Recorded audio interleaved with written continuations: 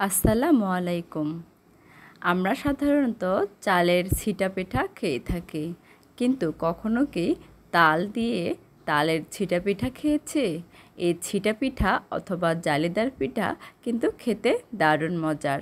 চলেন তাহলে এই পিঠাটি তৈরি করে নেওয়া যাক। তার জন্য এখানে আমি নিয়ে নিছি 1.5 কাপের একটু বেশি তালের রস।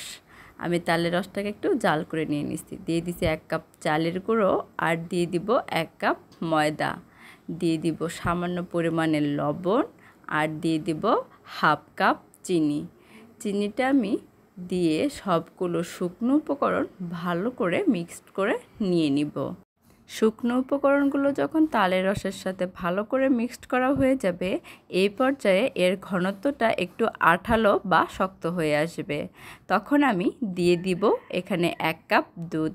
আপনারা চাইলে পানিও দিতে পারেন, কিন্তু এখানে পানি দিলে টেস্টটা ভালো আসবে না, এর জন্য দুধ দিয়ে দিলাম। দুধটাকে অবশ্যই জাল করে নিতে হবে।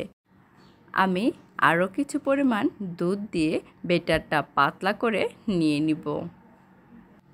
আমি একটি চামচ অথবা হ্যান্ড উইচের সাহায্যে এই ব্যাটারটাকে ভালো করে মিক্সড করে নিয়ে নিব। এটা ভালোভাবে মিক্সড করে নিতে হবে, যাতে কোনো এর দানাদার অংশ না থাকে। ব্যাটারটা আমার সম্পূর্ণভাবে তৈরি হয়ে গেছে। আমি একটি চামচের সাহায্যে এর ঘনত্বটা আপনাদের দেখিয়ে দিচ্ছি। এর ঘনত্বটা কিন্তু ঠিক এমনটাই হবে। এখন আমি একটি বোতল নিয়ে নিচ্ছি। এরকম বোতল শপিং মলে অনেক থাকে। আপনারা এরকম বোতলেই কিন্তু এই পিঠাগুলো তৈরি করে নিতে পারেন। আমি একটি কাকের সাহায্যে এই ব্যাটারটা একটু বোতলে দিয়ে দিব।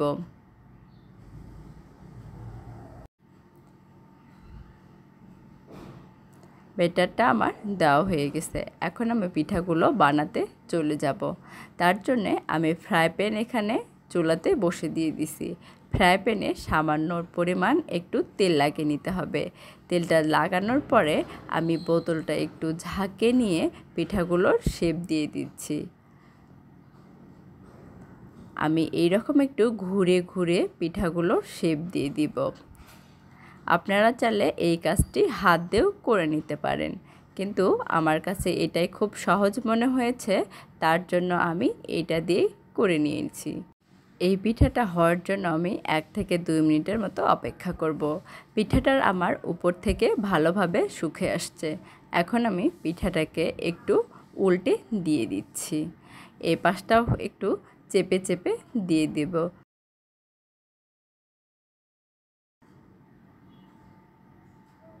এখন আমি এই পিঠাটাকে একটু ফোল্ড করে নিয়ে নিচ্ছি। আমার পিঠাটা সম্পূর্ণভাবে হয়ে গেছে। এখন আমি এটাকে উঠে নিয়ে নিব। আমি আরেকটা আপনাদের তৈরি করে দেখাচ্ছি। প্রতিবার যখন এই পিঠাগুলো দিবেন, অবশ্যই একটু তেল লাগিয়ে নিতে হবে। তা না হলে পিঠাগুলো লেগে যাবে আর উঠতে চাইবে না, তখন ভেঙে যেতে পারে। আমি এইভাবে একটু পেঁচে পেঁচে দিয়ে দিচ্ছি। এই পিঠাটা তৈরি করা কিন্তু খুবই সহজ। পিঠাটা আমার হয়ে গেছে। এখন আমি উল্টে দিয়ে দিব।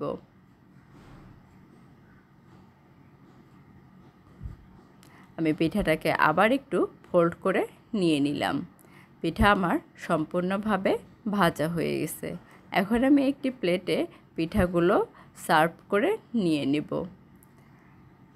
পিঠাগুলো আমার দেখতে কিন্তু অনেক লোভনীয় লাগছে, আর খেতেই কিন্তু দারুণ হয়েছে। এইভাবে যদি এই পিঠাটা আপনারা তৈরি করে খান, খেতে কিন্তু মন্দ হয় না। আমি একটা আপনাদের ভেঙে দেখাচ্ছি, আর এটা অনেকটা জালিদারও হয়েছে।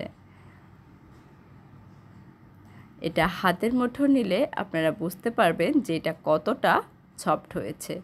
এটা যদি মাংস অথবা যে কোনো ভর্তা দিয়ে খেলে খুব মজা হয়।